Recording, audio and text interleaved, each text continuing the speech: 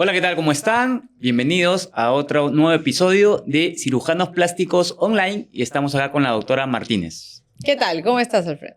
Bien, bien. A ver, hoy en día vamos a hablar de lo que es blefaroplastía o cirugía de párpados, que primero vamos a comenzar la consulta para lo que es una blefaroplastía. A veces dicen, yo no tengo edad todavía, espero ser un poquito mayor para poderme hacer los párpados. ¿Qué piensas tú sobre esto? Bueno, en realidad la cirugía de blefaroplastía es un campo bastante amplio porque hay diferentes anatomías y hay diferentes técnicas quirúrgicas dependiendo de cada paciente.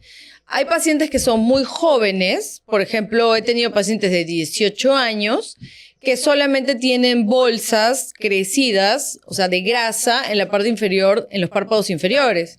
Y por lo tanto no van a tener pues la piel colgada, ¿no? Pero sí tienen un requerimiento que es retirar la grasa del párpado inferior porque esta grasita les hace ver la mirada como cansada, ¿no? Envejecida y cansada. Y también hay gente de todas las edades, hay pacientes que pueden tener 60, 70 años y ya tienen pues además de las bolsas la piel bastante colgada, ¿no? Tanto en el párpado superior como a veces también en el párpado inferior. Y por lo tanto yo diría que la blefaroplastía como tal, englobando, abarca todas las edades, desde los 18 hasta En adelante. cualquier edad, porque la anatomía que presenta cada paciente va a ser distinta y eso no quiere decir que porque eres muy joven o eres muy viejo no te puedas realizar el procedimiento. Cada procedimiento es individualizado según cada paciente. Exactamente. A ver, la blefaroplastía en sí es la cirugía de los párpados, en donde vamos a tratar básicamente dos cosas importantes. El retiro del exceso de piel y de grasa, pero como bien lo has mencionado, va a depender mucho de lo que necesite cada paciente. Porque también tengo un montón de lo que son llamadas o fotos y me dice, me voy a hacer la blefaroplastía. Pero el paciente tiene que saber que primero tiene que pasar una evaluación para saber si hay que retirar piel, para saber si hay que retirar grasa o si hay que retirar ambos. Y acá una pregunta importante. El tema de las ojeras, porque siempre preguntan, me quiero operar las ojeras, o ya me operaron de una blefaroplastía y me han quedado ojeras. ¿Qué piensas con el tema de las ojeras? Ya, las ojeras, tal vez hay algunas personas que entienden bien qué significa y hay otras que no entienden bien. Exacto. La ojera le llamamos al hueco, a la depresión que se genera en el surco nasoyugal. Pero algunas personas le llaman ojera a la bolsa, ¿ya? Entonces, obviamente son dos cosas diferentes. Bolsa de grasa implica cirugía, ¿no? De blefaroplastía inferior y ojera, ya estamos hablando de hueco. Entonces, el hueco ya se corrige, a veces con relleno, puede ser ácido hialurónico, que para mí es lo mejor, pero bueno, algunos quieren ponerle grasa. Puede ser, no tengo tan buena experiencia con la grasa, que también lo podemos discutir, pero en fin, ¿no? O sea, la ojera es el hueco, la bolsa es la grasa. Eso sí tiene que quedar clarísimo, discernir entre ambos, porque cada uno requiere un procedimiento de tratamiento diferente. Exacto. Yo siempre le digo a los pacientes que la ojera tiene dos componentes. El primero que tú has dicho, que es el hueco, el hundimiento, la depresión, como quieran llamarlo, y el segundo es la coloración, porque siempre la ojera tiene, digamos, que un color más oscurito que la piel normal. Entonces, la ojera, digamos, no es un tratamiento, no hay un tratamiento quirúrgico para la ojera. No es que vamos a operar y vamos a sacar la ojera, ¿ok? Ahora, también el paciente, como vimos que siempre es importante la consulta, se puede diagnosticar él mismo si tiene ojera o no, y no necesariamente porque tenga grasa. La ojera yo creo que es la parte genética, ¿no? Tú naces con una ojera, siempre vas a tener ese hundimiento y esa piel más oscurita, y hay pacientes que con el paso de la edad se comienza a formar la bolsa de grasa en la parte inferior y por esta bolsa comienza a aparecer una ojera. ¿ok? Que no necesariamente va a tener ni la profundidad del hueco que tú mencionas, ni la coloración tan pigmentada que normalmente es una ojera. Entonces yo creo que aquí, digamos, es la diferencia, ¿no? Que puede aparecer una ojera con la grasa y hay una ojera que siempre la has tenido de por vida. Entonces ahí está el tema de poder diferenciar para poder saber el tratamiento, digamos, en específico. Claro, la ojera generalmente, como decíamos, es el hueco. Ahora, este hueco genera que haya una sombra del ojo sobre y por lo tanto esa sombra hace que se vea más pigmentado. Exacto. Adicionalmente, que la piel de por sí puede que tenga una pigmentación en esta zona de acuerdo a la raza del paciente, ¿no? Eso se ve mucho en personas de raza hindú, por ejemplo, las personas que son de la India tienen pues una piel más pigmentada en esta zona y eso no se puede tratar quirúrgicamente. En todo caso tendría que ir a un dermatólogo para que le solucione el tema del color si es que lo puede hacer, ¿no? Pero vamos a que la mayoría de pacientes presentan bolsa y hueco. Exacto. Bolsa y hueco. Entonces hay que explicarles que la cirugía de la blefaroplastía les va a quitar la bolsa, pero no les va a quitar el hueco. El hueco lo tienen que solucionar a posterior con relleno y yo, porque no todo el mundo piensa igual, pero yo en mi experiencia, ácido hialurónico, Redensity 2, porque tampoco no es cualquier ácido hialurónico, es la mejor opción para ponerle en esta zona. Exacto. A ver, el tema de los rellenos aquí es un punto importante, lo que tú mencionaste. Normalmente la piel del párpado es una piel bastante delgada, ¿ok? Existen, yo creo que dos tipos de rellenos legales, por decirlo así.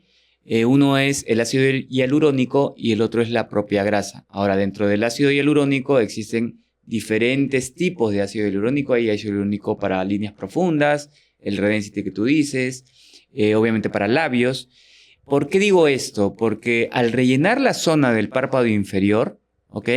La grasa tiende a tener más volumen o dar más volumen. Entonces, en una piel delgada, la grasa, digamos que se ve más grotesca o se puede notar una bolsa o se puede crear como una semibolsa, por decirlo así, o una pseudobolsa. Y en cambio, el ácido hialurónico, específicamente el que tú has mencionado, es un relleno más delgado, por decirlo así, en donde no va a alterar la anatomía y va a quedar mucho más natural. ¿Ok? Ahora bien, ¿cuál es el paciente ideal para lo que es una blefaroplastía? Estoy hablando tanto superior como inferior. Terminando, antes de pasar a la pregunta, terminando con el tema de la grasa, o sea, yo hace muchos años, es más, tal vez hace 15 años, ¿no? Cuando regresé de mis rotaciones por Estados Unidos, ¿no? Vine súper emocionada con el tema de la grasa. Metámosle grasa a todo el mundo. Acá en Perú nadie hacía los injertos de grasa facial. Yo fui la primera que traje la técnica con el PRP y toda la cosa. En fin, lo probé y a todo el mundo le metía grasa. Mi tía le metía grasa, mi prima le metía grasa, a la amiga le metía grasa, a los pacientes les metía grasa, a todo el mundo le metía grasa. ¿Y qué fue lo que pasó? Lo que yo comencé a observar es que, primero, que la grasa tenía una reabsorción asimétrica, lo cual no me gustó. Porque tú le pones al paciente 4 cc's en un lado, 4 centímetros cúbicos en el otro lado, y tú esperas que quede así. Lamentablemente con la grasa no pasa eso. Hay un proceso de reabsorción que puede ser asimétrico. Entonces el paciente regresa después de un mes y te dice, oye, mira, en un lado me pusiste más que en el otro. Y tú le dices, no, yo te he puesto igual. Lo que pasa es que la grasa se ha reabsorbido, pero el paciente no lo entiende así. El paciente reclama y te dice, no, mira, ¿sabes qué? Me has puesto más en uno que en el otro, ahora corrígelo. Y obviamente no quiere pagar nada, ¿no? Entonces, por ahí que la grasa ya no me comenzó a gustar. Y después el otro tema con la grasa es que a veces forma necrosis grasa. Y esa necrosis grasa finalmente se manifiesta como pequeños, digamos, duritos que la paciente los puede palpar. Microquistes. Así es, como unos quistes chiquititos y la paciente los palpa y como es una piel tan delgada, se desespera y dice no lo soporto, sácamelo y entonces te lleva a tener que realizar otro procedimiento. Y yo estaba con esta idea como que, bueno, la única solución para evitar eso es ácido hialurónico y entonces de un tiempo acá, yo creo que hace 10 años, yo dejé de poner grasa en las ojeras. Porque simplemente me parece un procedimiento que técnicamente puede ser maravilloso, pero a largo plazo yo prefiero valorar el resultado y la tranquilidad de mi paciente, ¿no? Exacto. A un procedimiento que, bueno, tal vez para mí sea hasta más económico, más fácil, porque no tengo que gastar en producto de ácido hialurónico, pero realmente yo prefiero darle al paciente lo mejor y lo que va a ser más estable. Y yo estaba con este tema y dándole vueltas, ¿por qué es así? Hasta que aproximadamente 6 años atrás, ¿no? En una revista de un Clinics de Norteamérica, salió un artículo publicado por un dermatólogo que tiene más de 60 años de práctica en Estados Unidos y decía exactamente lo mismo. Y yo dije, se acabó. No lo voy a pensar más, no lo voy a dudar más, no voy a volver a poner grasa en las ojeras y se acabó, ¿no?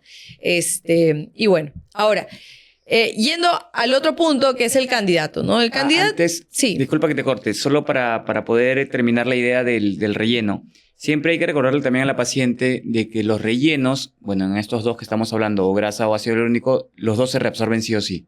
¿Ok? No hay un relleno que exista para siempre, como dicen algunos pacientes. Sino que esta reabsorción, como tú dices, en la grasa puede ser asimétrica y la duración es dependiendo del organismo de cada paciente. Y en el ácido hialurónico, digamos que la reabsorción es no tan asimétrica, por decirlo así. Y la duración, estamos hablando de por lo menos un añito en promedio. ¿Ok? Ahora sí vamos con la pregunta de el paciente ideal para una blefaroplastia. Claro, bueno, ya habíamos dicho hace un ratito que no existe edad. Todo va a depender de la anatomía que tenga cada paciente, ¿no? Y de acuerdo a eso se determina el tipo de procedimiento que se va a realizar, ¿no? Vamos a decirle así, el chiquillo, ¿no? Que viene con su bolsa y dice, sácame la bolsa porque me veo cansado y soy joven y no me quiero ver viejo. Entonces, obviamente es candidato para una blefaroplastia transconjuntival en la cual ni siquiera tenemos que hacer un corte por fuera, se hace un corte por dentro, se extraen las bolsas de grasa en los 3 compartimientos, interno, medio y lateral, y se acabó el problema. No hay puntos, es una recuperación rápida, generalmente tiene que hacer un par de semanas de reposo y ya está. Ahora, ¿qué pasa cuando tienen grasa y tienen piel? ¿No? Entonces ahí sí el corte tiene que ser externo. Tiene que haber un corte externo porque tenemos que sacar un poco de piel, ¿no? Nos imaginamos una bolsa, ¿no? Llena de no sé, de cualquier cosa. La bolsa está hinchada, ¿no? Y cuando le quitamos el relleno, la bolsa se chorrea y termina toda arrugada. Lo mismo va a pasar con la piel, ¿no? Si nosotros le sacamos la grasa y esta piel no tiene suficiente tensión para pegar, que es lo mismo que hablamos cuando hablamos de liposucción, ¿no? Exacto. ¿Qué va a pasar con la piel? Se va a chorrear toda. Entonces lo que tenemos que hacer es hacer un corte y tensar, ¿no? Para evitar que la piel quede arrugada más de lo que normalmente debería estar, ¿no? Entonces, ahí ya vienen las técnicas de blefaroplastia abierta, ¿no? Tal vez una controversia, por ejemplo, yo creo que en la del párpado superior es clarísimo, ¿no? ¿Qué es lo que se tiene que hacer? Pero en el párpado inferior sí hay una controversia respecto al tema de la cantoplastía, ¿no? ¿Qué nos puedes decir un poco de esto? A ver, va a depender básicamente de lo que necesita cada paciente, ¿no? Porque como tú dices, si yo tengo una bolsa que está empujando lo que es la piel y al retirar la bolsa la piel va a quedar como un globito desinflado, entonces ahí viene el tema de la cantoplastía para poder estirar un poco esta piel. Ahora, va a depender si es que yo veo que una bolsa es muy grande, ¿ok? Y hace cuánto tiempo ha salido la bolsa. Por eso es importante evaluar a mi paciente y es importante saberlo en la consulta. Si yo veo una bolsa pequeña, si yo veo una bolsa que no está muy protruida, entonces la idea es solamente retirarle el tema de la grasa en una blefarotransconjuntival, como has mencionado, con un corte interno, y la piel, digamos que se va a adherir automáticamente, ¿ok? Pero si es un paciente en donde ya ha tenido una bolsa muchos años, es una bolsa muy grande, y vamos ahí a dividirlo en dos. Paciente con bolsa muy grande, que yo voy a retirar la bolsa y la piel va a quedar como un globito desinflado, arrugada, obviamente vamos a hacer una cantoplastía. Y también existen pacientes que además de la bolsa de grasa también tienen piel sobrante.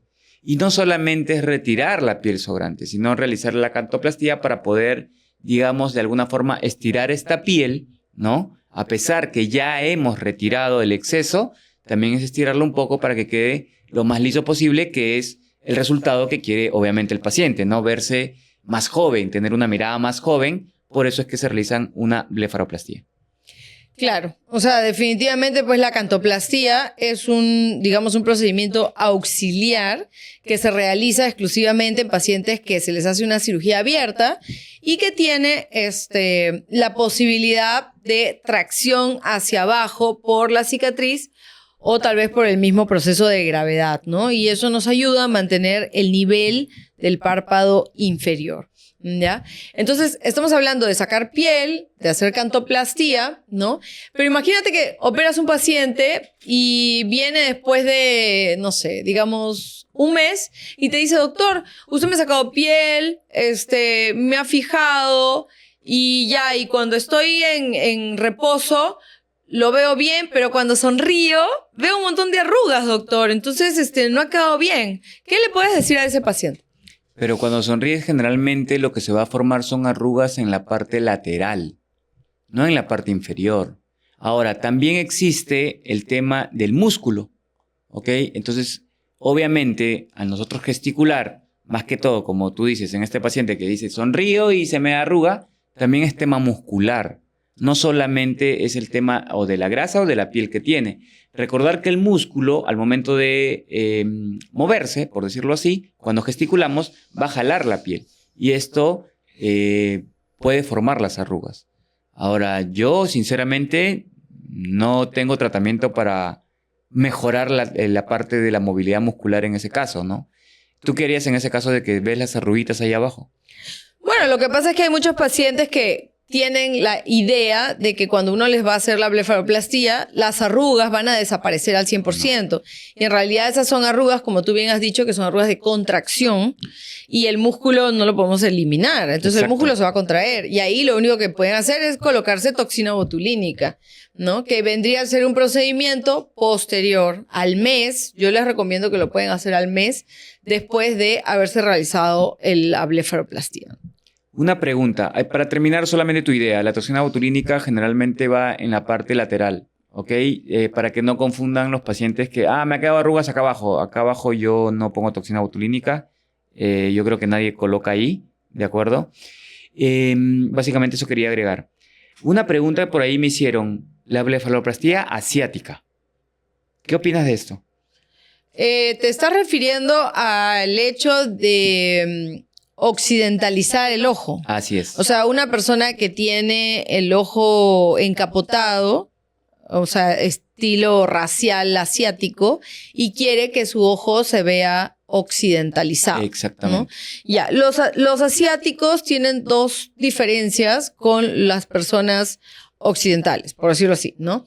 Aunque el peruano tiene un mix. El peruano tiene un mix. Acá encontramos de todo. Porque acá la raza es mezclada. Así es. Entonces, el ojo asiático tiene dos características diferentes en el párpado superior. Uno es la distancia que hay desde el borde superior, donde están las pestañas, hasta el pliegue. Normalmente una persona occidental es de 1 centímetro, o sea, 10 milímetros. En el asiático es mucho más chiquitito. Viene a ser de 2, 3, es bien chiquitito. Es mucho menor. Es por eso que la piel se monta encima, ¿no? Más fácilmente. Y la otra diferencia es que tienen hipertrofia muscular y además tienen mucho más grasa. Entonces, a diferencia del ojo asiático, por decirlo así, al ojo occidental, el asiático, si quiere occidentalizarlo, hay que sacar músculo, hay que sacar grasa en todo lo largo y además hay que cambiar el pliegue. Y para cambiar el pliegue, a veces tienes que hacer ciertas técnicas de fijación de tarso. Todo va a depender de cómo sea el ojo de cada paciente. Adicionalmente a eso, se puede ver epicanto. O sea, el ojo asiático es diferente, ¿no? Al párpado, en el párpado superior, al ojo occidental, por decirlo así, ¿no? Y sí, bueno, el que lo quiere hacer, lo puede hacer. El tema es que sí tiene que saber que no es reversible, ¿no? Porque no hay que hoy día quiero ser occidental y mañana quiero volver a ser asiático, ¿no? Entonces, alguna vez tuve una paciente que fue a la consulta porque otro médico le había hecho la cirugía y había tenido pues el problema de que ya su ojo había dejado de ser asiático y ella no lo quería así, ella quería como era antes. Yo le dije, entonces, ¿para qué te has hecho la blefaroplastía? Y me dijo, no, es que el doctor no me explicó que iba a cambiar la forma del párpado. Bueno, te lo debió haber dicho, le dije, porque eso ya no hay forma de revertirlo, ¿no? En este caso de pacientes. Claro. Lo otro que también hay que tener en cuenta es de que siempre la blefaroplastía no va a cambiar, lo que justo tú acabas de mencionar, pero ya este es un caso particular, ¿no? La blefaroplastía en sí, en los peruanos propiamente dicho, no tendría que cambiar la forma del ojo, ¿no? Porque a veces he tenido pacientes que dicen, sí, pero mi ojo está más jalado, o mi ojo ha quedado abierto, incluso vienen algunas complicaciones después de una blefaroplastía, como por ejemplo, tienen el ojo abierto o porque le sacan mucha piel del párpado superior y a veces no pueden cerrar por completo el ojo y crean un ojo seco, ¿ok? O también cuando le sacan mucha piel en la parte inferior y a veces, por ahí dice, sí, también me cortó un poquito el músculo abajo, entonces quedan con un ectropion, ¿no? Entonces aquí también hay que chequear bien el tema de la blefaroplastía, hay que ir con el especialista y primero es pasar una consulta para poder definir bien este tema antes de tomar la decisión de operarse. Ahí justo un tema ya para cerrar, el tema de las complicaciones postoperatorias. O sea, no hablamos de complicaciones inmediatas que pueden ser hematoma, seroma, etcétera, cicatriz, etcétera. No, hablemos sobre el tema básicamente de la forma, ¿no? Justo de lo que estabas hablando. ¿Qué complicaciones de forma específicamente pueden haber en una blefaroplastía? Mira, básicamente, como te digo, de forma es con un ectropion que quede el ojo un poco abierto, de acuerdo en la parte inferior por haber sacado mucha piel o haber sacado incluso parte del músculo, que quede poca piel al momento de cerrar, ¿no? El ojo y esto puede crear, yo creo que ojo seco, como te estaba mencionando. ¿Qué otras complicaciones has visto tú en esto? Yo, por ejemplo, he visto que muchos cirujanos no saben diseñar bien el modelo de retiro de piel del párpado superior. Y me han venido varias veces pacientes que dicen, ya me operaron, pero me sigo viendo mal. Entonces, ¿qué pasa? Veo que tienen como que de la parte interna hacia la mitad les han sacado bien, pero hacia la parte lateral no les han retirado correctamente y queda todavía encapotado o se hace como una especie de bolsa o capuchón en ese costado, ¿no? Entonces, las pacientes no se sienten cómodas porque al momento de querer de pintarse o delinearse, no pueden, exacto, porque se ve como una bolsa. Y eso, yo creo que hay cirujanos que, bueno, lamentablemente no están bien entrenados en las técnicas y tienen un poco de miedo de sacar la cicatriz fuera del parámetro del canto externo, ¿no? O sea, yo simplemente no tengo temor. Y la paciente me dice, doctora, ¿pero por qué me va a dejar el corte así? Porque te lo tengo que hacer así. Si tú quieres que quede bien, te lo tengo que dejar así. Y si no, anda, opérate en otro sitio. Porque si no lo haces así, va a quedar toda la parte lateral colgada, ¿no? Porque no es suficiente sacar solamente de la parte de adentro, ¿no? Y yo creo que eso es algo que sí o sí tiene que darse, ¿no? Y bueno, otras complicaciones, como tú decías, me han llegado pacientes que les han sacado la grasa y no les han sacado la piel. Y sí tienen toda la piel arrugada y bueno, lamentablemente hay que volver a operarlos.